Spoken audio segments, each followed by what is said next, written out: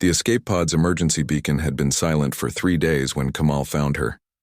He'd been conducting a routine salvage sweep through the Helix Nebula's debris field, his modified mining vessel Persistence cutting through the cosmic graveyard of a battle that had ended months ago. The war between the Terran Coalition and the Zephyrian Empire had left thousands of wrecks floating in the void, and independent salvagers like Kamal made their living picking through the bones of fallen ships. The life sign detector chirped, weakly, so faintly he almost missed it among the electromagnetic interference. Kamal adjusted course, his weathered hands steady on the controls despite the excitement building in his chest. Live rescues were rare in the aftermath zones. Most survivors had been picked up weeks ago or hadn't survived at all. The escape pod was barely intact, its hull scorched black and riddled with micrometeorite impacts. Its power core was dead, life support failing, and the occupant inside should have been dead too. But the bioscanners didn't lie, there was still a heartbeat. Kamal docked with the pod and cycled through the airlocks, medical kit in hand. What he found inside defied every law of survival he knew. Lisa hung suspended in the pod's emergency harness, her Coalition Navy uniform long since deteriorated from the pod's failing environmental controls. Her skin was pale as starlight, her breathing shallow and rapid. The temperature gauge read -12 Celsius. She should have been dead from hypothermia hours ago, yet somehow her body had adapted, slowing her metabolism to near hibernation levels. Human adaptability, Kamal thought with wonder. Even the galaxy's most advanced species couldn't survive what this woman had endured. As he wrapped her in thermal blankets and carried her to his ship's medical bay, Lisa's eyes fluttered open. They were the deep blue of Earth's oceans, a color Kamal had only seen in archived footage. "Please," she whispered, her voice barely audible. I need you to pretend I'm your wife." Kamal paused, thinking he'd misheard. "What?" "The Zephyrians," Lisa continued, her grip surprisingly strong as she clutched his arm. "They're still hunting Coalition survivors. If they scan your ship and find me, but if they think I'm your spouse, a civilian, they might not look closer." The pieces fell into place in Kamal's mind. He was Turkish-American, but his salvage license was registered through New Anatolia Colony, technically neutral territory. His ship's transponder would read as civilian. If the Zephyrians did intercept them, a married salvager couple would draw far less scrutiny than a lone operator harboring a Coalition naval officer. "The medical scanners will show you're malnourished, hypothermic," Kamal said, his tactical mind already working. "We can say you were in an accident, that I'm taking you to the nearest medical station." Lisa nodded weakly. "I've been drifting for 87 days. My ship was the Defiant. We held the line at Proxima Station until the end." Kamal had heard about Proxima Station.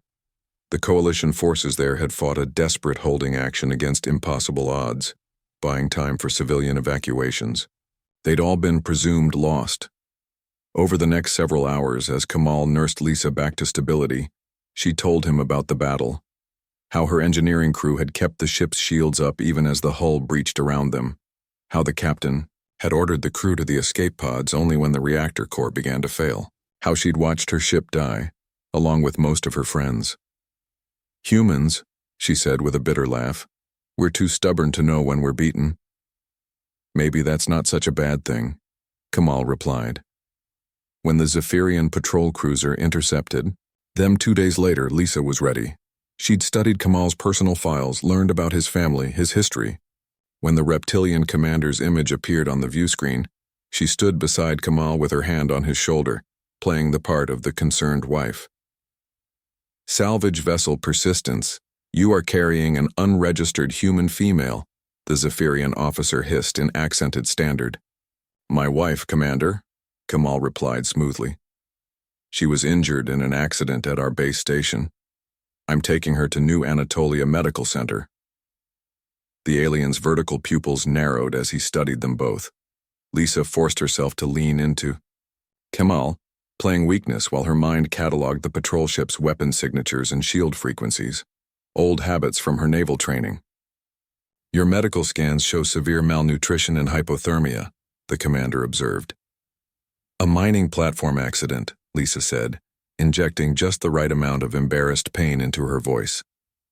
Equipment failure in the outer sectors. I was trapped in a damaged environmental suit for days before Kamal found me. The Zephyrian commander studied them for a long moment, then apparently decided they weren't worth his time. Coalition naval personnel were valuable prisoners or propaganda tools, but 6 civilians were just a burden. Continue on your course, he ordered, and cut the transmission. 3 days later, they reached New Anatolia Colony. Lisa could have turned herself in to Coalition intelligence, resumed her military career with a new identity. Instead, she chose to stay. The war's ending, she told Kamal as they sat in his ship's observation deck, watching the colony's lights twinkle below. Humans have proven something the galaxy never expected. We don't just survive impossible situations, we thrive in them. We adapt, we endure, we protect each other. Kamal nodded, understanding. Even when we're strangers.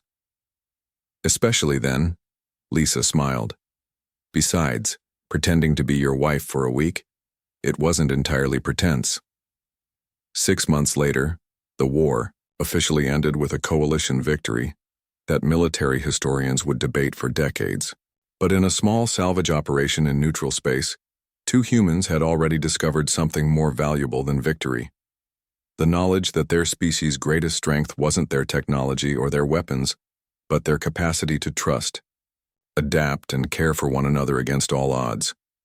Lisa kept Kamal's name, not because she had to, but because some pretenses were worth making real. And when other species asked how humanity had survived their first galactic war, the answer was always the same.